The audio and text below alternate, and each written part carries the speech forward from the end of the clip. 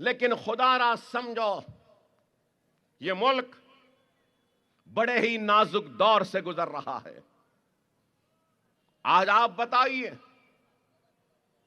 2014 में बीजेपी ने इख्तिदार को हासिल किया, नरेंद्र मोदी वजीर आजम हिंदुस्तान बने। उससे पहले वो गुजरात के चीफ मिनिस्टर थे और गुजरात की एक झूठी तस्वीर पेश की गई, वाइब्रेंट गुजरात, ये गुजरात, वो गुजरात, गुजरात में ऐसा हो गया, गुजरात में वैसा हो गया। अब गुजरात के चीफ मिनिस्टर आएंगे तो हिंदुस्तान में खुशहाली आ जाएगी। सबसे पहला नारा क्या दिया? 15 लाख लाएंगे। क्या नहीं बोले थे? हमारे हिंदुस्तानी भाइयों की याददाश्त बड़ी कमजोर होती है। 15 लाख बोले, क्या क्या नहीं बोले।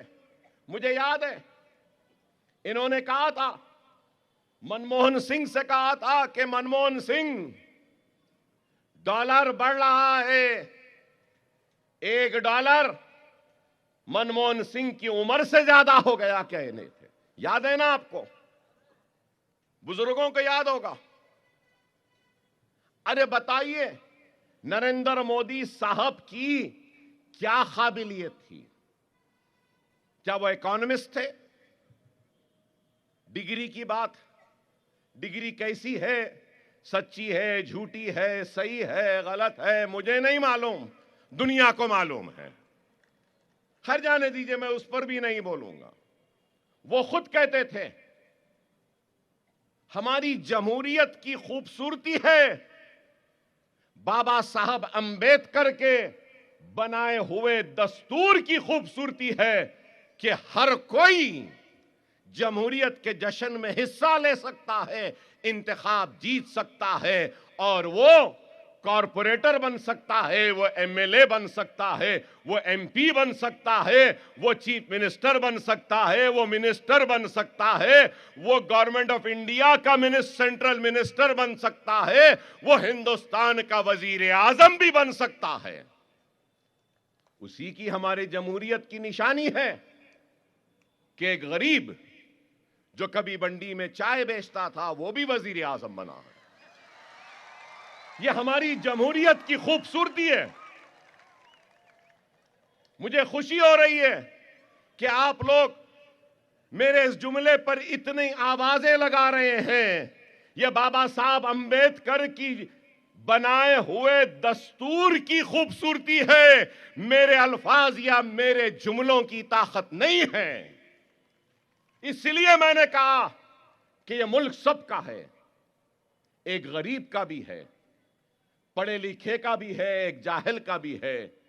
यह मुल्क एक रक्शे वाले का भी है, एक बंडी वाले का भी है, उतना ही है जितना एक अंबानी का है या जितना एक अदानी का है। यह है हमारा दस्तूर। लेकिन आप बताइए, क्या आज इस मुल्क में खुशहाली आई? क्या तरक्की आई? क्या बेरोजगारी दूर हुई? क्या किसानों की खुदकशी खत्म हुई? क्या महंगाई कम हुई?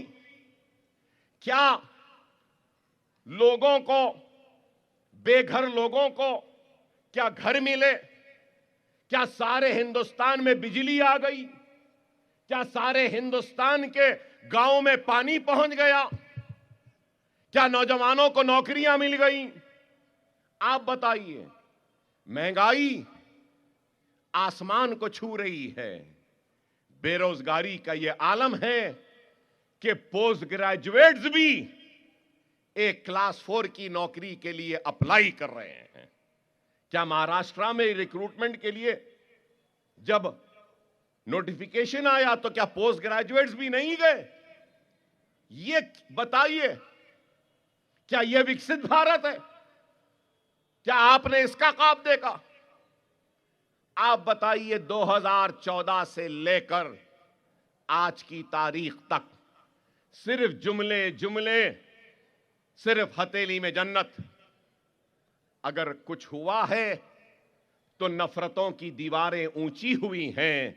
हिंदू मुसलमान के नाम पर लड़ाया गया, नफरतों के बीज को बोया गया और लिंचिंग हुई तो कभी घर वापसी तो कभी ट्रेन में, टोपी पहने तो मारते हैं, दाढ़ी है तो मारते हैं, बीफ के नाम पर मारा गया, लिंचिंग के नाम पर मारा गया और लव जिहाद घर वापसी के नाम पे उलझाया गया।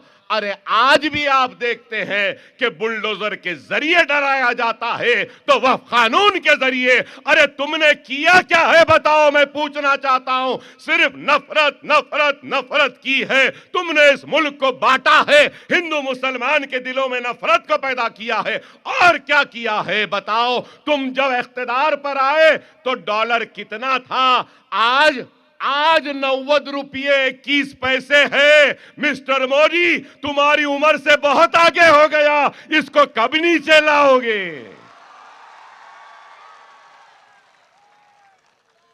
आप बताइए। बोले 15 लाख लाएंगे, 15 लाख लाएंगे। 15 लाख तो नहीं आए, लेकिन पेट्रोल में 15% एथेनॉल और मेथेनॉल तो मिल गया कि पेट्रोल तक प्योर नहीं है। और एथेनॉल और मेथेनॉल मिलाने वाली कंपनी किसकी? मेरे महाराष्ट्र के प्यारे भाइयों, आप ही के महाराष्ट्र के वजीर गडकरी साहब के बेटे की कंपनी है। अरे बताओ, 15 लाख नहीं लाए, 15% इथेनॉल मिथेनॉल मिला दिए। कम से कम 10% मिलावट जो आपने 15% की, 10% पेट्रोल डीजल की कीमत को कम करना था ना। करे नहीं, बस पहले जब बने तो फिर रहे, इधर फिर रहे, उधर फिर रहे, इधर जा रहे, उधर जा रहे, इससे मिल रहे, उससे मिल रहे, इसको लपट रहे, इसको लपट रहे, इसको झपट रहे, उसको झपट रहे। पूरा मिल्क फिरा, नादीदे को मलीदा मिला तो फातिहा देने मुल्ला नहीं मिला बोलते हैं। ये आलम था, यही था, यही था। और क्या था? ट्रंप मेरा दोस्त, Trump my friend, Trump my friend, Trump my friend बोले। क्या हुआ फ्रेंड? आज फ्रेंड डरा रहा है और हमारे मोदी डर रहे हैं। क्या नहीं डर रहे हैं? अरे बताओ, मुल्क को कहां ले जा रहे हैं?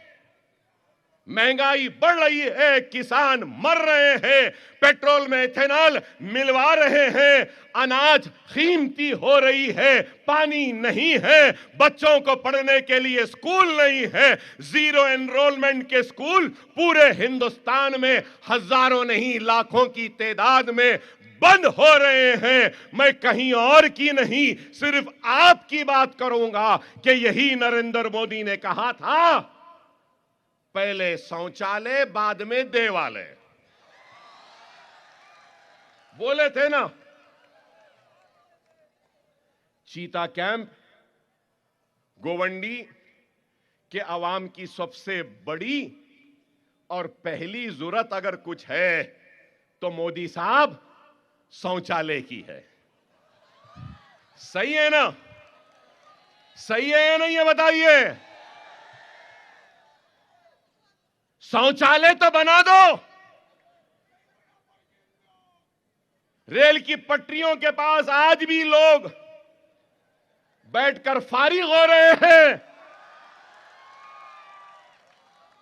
मेरी अपील है नरेंद्र मोदी साहब से, रेंज रोवर से निकलिए, एक ट्रेन के डब्बे में बैठ जाइए, हिंदुस्तान का सफर करिए, आपको खुद पता चल जाएगा कि कितने शौचालयों की जरूरत है, कितने शौचालय बने हैं, कितने लोग रेल के पटरी के सामने सुबह सुबह फारिग होते हैं। मैं बात गलत नहीं कह रहा हूं, लोगों को दिखेगा कि गलत कह रहा है। गलत क्या है बताइए? कुछ नहीं हुआ, सिर्फ नफरत, सिर्फ नफरत। फिर अगर कुछ लोग बोले महंगाई बढ़ रही है, क्या कर रहे हैं, क्या कर रहे हैं? सीएए, डॉलर बढ़ा, एनआरसी। अरे नौकरियां होना, नौकरियां होना, घर होना, फारिग होने के लिए शौचालय होना, एसआईआर। यही है पैटर्न इनका। और क्या है बताइए? एसआईआर, एक बीएलओ आकर शहरियत का सर्टिफिकेट देगा। उत्तर प्रदेश में करीब 3 करोड़ नाम निकाल दिए गए, निकाल दिए। और फिर देख रहे हैं, क्या देख रहे हैं? वो पुरानी वोटर लिस्ट 2002 की वोटर लिस्ट में नाम था, नहीं था, बाप का नाम था तो ठीक है। अरे भाई 2002 में बाप यहां रह रहा था, अब कहीं और चले गया तो बस नाम निकाल दिए। उस वक्त बच्चा 2 साल का था, आज 25 साल का हो गया। नहीं, सर्टिफिकेट लाओ। सर्टिफिकेट लाने को गए तो सर्टिफिकेट नहीं दे रहे हैं। अरे आप बताओ, क्या बोले? बांग्लादेशी आ गए, फुला आ गए, ये आ गए। क्या बिहार में कोई बांग्लादेशी मिला? बता दो मुझे, एक भी मिला तो। सिर्फ नफरत। क्या है? ऐसा तवज्जो हटा दो कि महंगाई को भूल जाए हिंदुस्तान की आवाम, बेरोजगारी को भूल जाए हिंदुस्तान की आवाम, सब भूल जाए, बस उलझ के रह जाए। आप बताइए। और एक बात कहूंगा, पहले इलेक्शन जब होता था तो लोग खर्चे करते थे, पैसे लुटाते थे, सब कुछ करते थे। अब नई चीज आ गई, नई चीज आ गई। मध्य प्रदेश में हुई, महाराष्ट्र में हुई, बिहार में भी हुई। क्या हुई? सरकारी खजाने से स्कीम्स का ऐलान करो और रायदंडगान वोटर्स के खातों में पैसे डाल दो। महाराष्ट्र में भी महिलाओं को मिली, खवातीन को मिली। 4 वर्ष नहीं मिली, 4.5 वर्ष नहीं मिली, 4 वर्ष 9 महीने तक नहीं मिली। सिर्फ आखिरी के 3 महीने में टैक्स पेयर का पैसा लिए, अकाउंट में डाल दिए। सब बोले अरे पैसा आया, पैसा आया, पैसा आया, चलो इनको वोट मिल गया। आप बताइए, इलेक्शन कमीशन ऑफ इंडिया क्यों नहीं रोक लगाती? क्या यह रिश्वत नहीं है जो आवाम को दी जा रही है? क्या यह वोटों की खरीदी नहीं है सरकारी खजाने से स्कीम के जरिए? बिहार में भी क्या हुआ? यही हुआ। नीतीश बाबू क्या करे? आखिर में खातों में पैसे ढकल दिए, डाल दिए, हो गया। उसके बाद में पैसा मिल गया, देख लिए, खुश हो गए। नीतीश बाबू आ गए और यहां पर भी फडणवीस आ गए, लेकिन खवातीन के अकाउंट आज भी खाली है। आए क्या बताइए? पैसे नहीं आ रहे हैं। इख्तिदार के लिए क्या करते हैं देखिए। खैर, जभी भी आते हैं ले लो, उन्हों दे रहे हैं जिस मकसद के लिए, उनको उस मकसद में कामयाब नहीं करो। दिए ले लो, हमारा आका कह के अपने को जो करना है वो करो, और ऐसे रिश्वतखोरों को घरों में बिठा दो। ये काम करना है। अरे आप से मेरी अपील है, मेरी आपसे दरखास्त है, खुदारा दोस्तों को, दुश्मनों को पहचानिए। खुदारा अपनों को, गैरों को पहचानिए। खुदारा हमदर्दों को पहचानिए। खुदारा जुल्म और जालिम के खिलाफ आवाज उठाने वाले मर्द मुजाहिद को पहचानो। आज आप बताओ, कभी दिल्ली में मस्जिद शहीद हो रही है तो कभी उत्तर प्रदेश में मसाजिद शहीद हो रही है। कभी बुलडोजर के जरिए बस्तियों के बस्तियां खाली कर दी जा रही हैं तो कभी नौजवान बच्चों को जेलों में डाला जा रहा है। 5-5, 10-10 बरस से जेल में है, लेकिन उनको जमानत नहीं मिलती। अरे यही यूएपीए का कानून किसने बनाया? यूएपीए का कानून लाने वालों का भी नाम कांग्रेस है। अरे ये सब सिर्फ हथेली में जन्नत दिखाते हैं।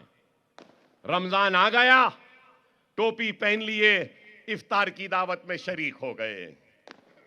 ख्वाजा गरीब नवाज का उर्स आया तो चादर पकड़ लिए, अजमेर को चादर भेज दिए। हमारे मुसलमान भाई खुश हो गए। अरे हमको अब ऐसे दिखावे करने वालों की जरूरत नहीं है, अमली तौर पे काम करने वालों की जरूरत है। आज आप बताइए कि क्या बात है कि बिहार इतनी दूर है हैदराबाद से, लेकिन फिर भी बिहार की आवाम मजलिस पर भरोसा करती है और 5-5 अराकीन असेंबली को बिहार असेंबली में भेजती है। क्यों भेज रही है? क्योंकि वो मायूस हो चुके हैं। उन्होंने सबको आजमाया और किसी ने कुछ नहीं किया।